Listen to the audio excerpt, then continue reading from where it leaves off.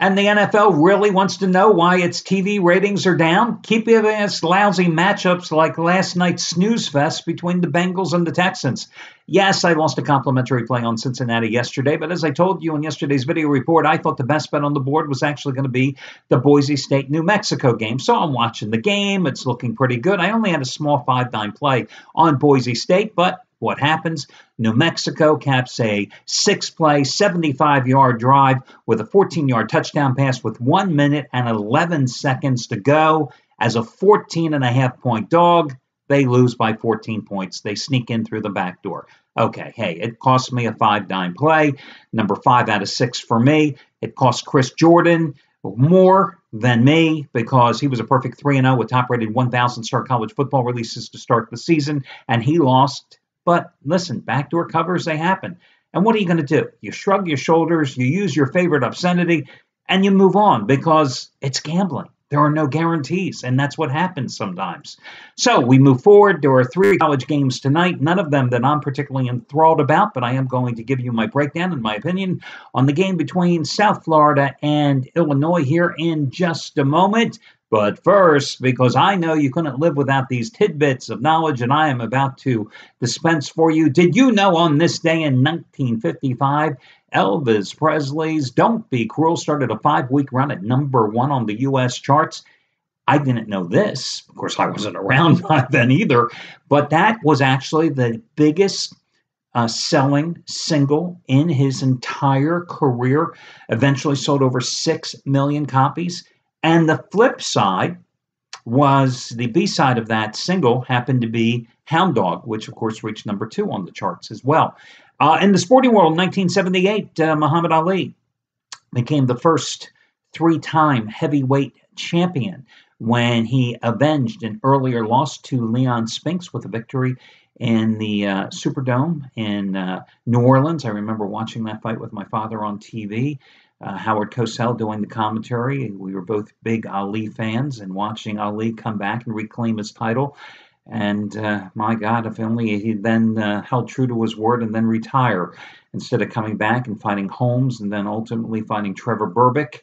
And we know where that story unfortunately played out as the decades moved on. But also, the number 1 song this week in 1971, Go Away Little Girl by Donny Osmond. And I thought, what were you people thinking in 1971? What were you doing making Donny Osmond's Go Away Little Girl the number 1 song? And I thought, is that how the 70s played out? So I started doing a little research. And I came to the conclusion that this week in the 1970s, you people out there, you had absolutely no musical taste, and I blame you. Because in 1972, Alone Again Naturally, Gilbert O'Sullivan, I think it's a song about suicide. That was ending a 2-week run after knocking out Brandy by Looking Glass as the number 1 song 2 weeks earlier. We all heard enough of Brandy in the past year, thanks to Guardians of the Galaxy, number 2, right? And then in 1973, what was the number 1 song this week? Delta Dawn by Helen Reddy. Yeah, you all love that song. So much so that you knocked out Marvin Gaye's Let's Get It On from the top spot a week earlier. 1974. The number 1 song this week, I Shot the Sheriff by Eric Clapton. A guy who I think has some, decent songs in his career. I Shot the Sheriff, certainly not one of them. But I will give that song a little bit of credit because the song that it dethroned from the top of the Billboard charts the week prior happened to be You're Having My Baby, an awful duet featuring Paul Anka. So maybe Eric did us a favor. 1975, Rhinestone Cowboy. Okay, it was a catchy song by the late Glenn Campbell. It ended a 2-week run at that point that was being held the number 1 spot by KC and the Sunshine Band, Get Down Tonight. So maybe Glenn did us a favor there as well. 1976, though, Shake Your Booty, KC and the Sunshine Band was in the midst of a 2-week run. Number 1 song, 1976. Yeah, you people, I blame you. I mean, how many times did we have to still hear that damn song on oldies radio? 1977, Best of My Love by The Emotions. Seriously? That was the number 1 song? I don't get it. 1978, Grease by Frankie Valli was ending a 3-week run at the top spot. Okay, maybe out of all the songs I just told you over the previous 7 years, maybe that might have been the best song. I can almost excuse all of you out there for your musical taste. See, I blame all of you because I wasn't buying records back then. It's all you people out there watching this video report. It's all your fault. Finally, 1979. Finally, 1979. There was a glimmer of hope. Of course, that was all dispelled in the 80s because your musical taste there with hair bands and metal, I mean, it all went downhill again. But still, in 1978, this week in 1978, a middle of a 6-week run, what was the #1 song? My Sharona by the Knack. Come on, right there. I just say My Sharona, and you can hear that opening guitar riff. You can hear that song, right? Great song, still a classic song, an all-time great. And did you know it was inspired by the lead singer of the band, a 4-year relationship he had with a girl whose name was indeed Sharona. And just in case you happen to be on Jeopardy someday, or if you want to win some bar trivia, Sharona, they of course did not stay together.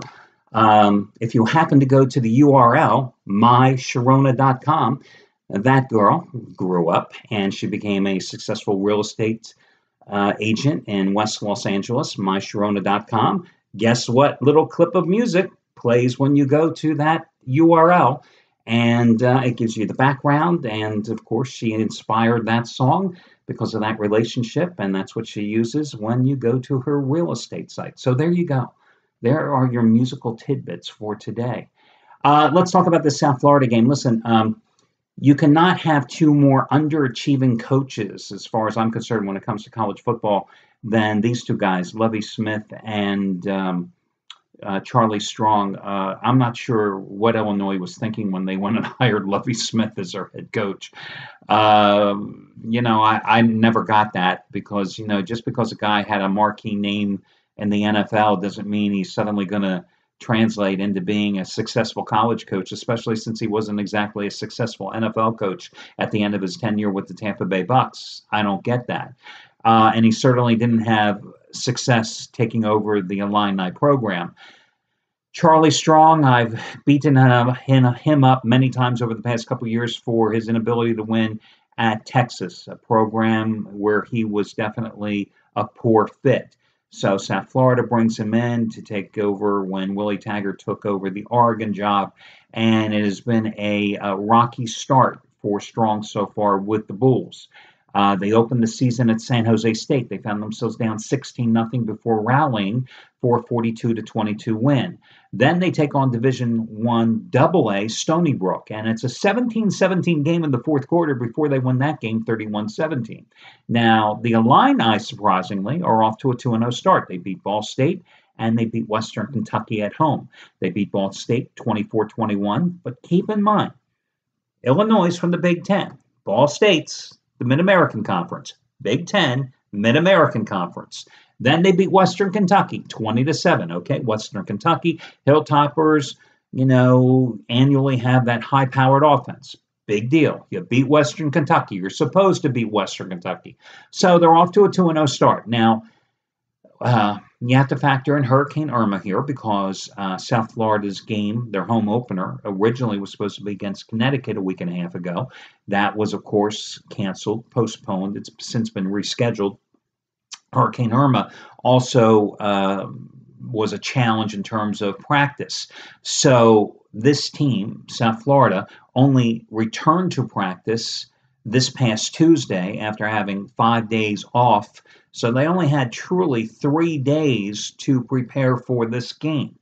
So, they do have the home field advantage. They're an overwhelming 16.5-point favorite in this contest. You have the Illini traveling for the first time this season. What has really been mind-boggling in terms of South Florida is that, yes, they did lose Marlon Mack. They did lose their number 2 all-time receiver, Rodney Adams, from last year's high-scoring squad. But they still have Quentin Flowers, their record-setting quarterback, back. But they did change offensive coordinators. And Sterling Gilbert, who came with Charlie Strong from Texas, He will get that offense cranking, but he runs a slightly different high energy system, but a slightly different system than Willie Taggart's old offensive coordinator run. And you've seen the transition be somewhat slow for South Florida to adapt. That South Florida offense is eventually going to start putting a lot of points on the board. Now, Illinois, as you have seen during the Lovie Smith tenure, has not been able to put points on the board. They have a decent running back right now, Mike Epstein, a freshman who has gotten off to a pretty damn good start so far in the season's first 2 games. But their quarterback play has been spotty at best. I think they're going to be challenged to put points on the board here in this road opener. I think that South Florida can easily put up 35 or so points on the board here tonight. Hell, they've scored over 30 points in 8 straight games going back to last year anyway, I think it is. And if I had to put my money on this game, I would go ahead and lay the points with the team that I know has the ability offensively to be explosive, but just hasn't yet gotten it together chemistry-wise, as opposed to grabbing the points with a road dog that has shown me absolutely no potential to reach the end zone over the past 2 years. And that's why I'd be more in favor of laying the points with South Florida as double-digit home chalk here tonight. So South Florida minus the points at Raymond James Stadium. That's the way I would go in this one. And that'll do it. And we'll talk again on Saturday. Good luck, everybody.